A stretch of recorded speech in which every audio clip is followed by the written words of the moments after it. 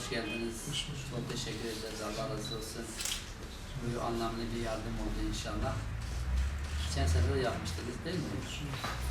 Allah razı olsun. Birkaç yıldır yapıyorsunuz. Bir çalışmanız nasıldı?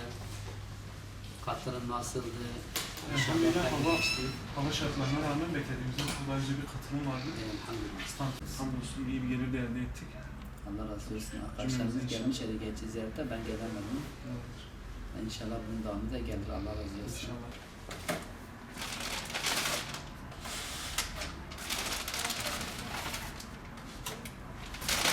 Bilge Gençlik Kulübü olarak Yetimler Vakfı aracılığıyla üniversitede 3 gün boyunca kermes düzenledik.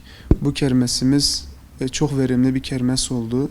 İnşallah bu kermesten elde ettiğimiz gelir Yetimler Vakfı aracılığıyla yetim kardeşlerimizin ihtiyacını giderir. Onların ihtiyaçlarına bir merhem olur. Buradan emeği geçen bütün kardeşlerimizden Allah razı olsun. Allah-u Teala hayırlarını kabul etsin inşallah.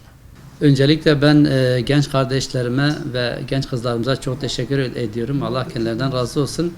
Gerçekten Bilge Gençlik Kulübü birkaç yıldır Yetimler Vakfı ile danışma içerisinde üniversitede kermes düzenliyorlar. Ve bu kermeste elde ettikleri geliri onların sayesinde bizler de yetim ve öksüz çocuklarımıza ulaştırıyoruz. Allah razı olsun.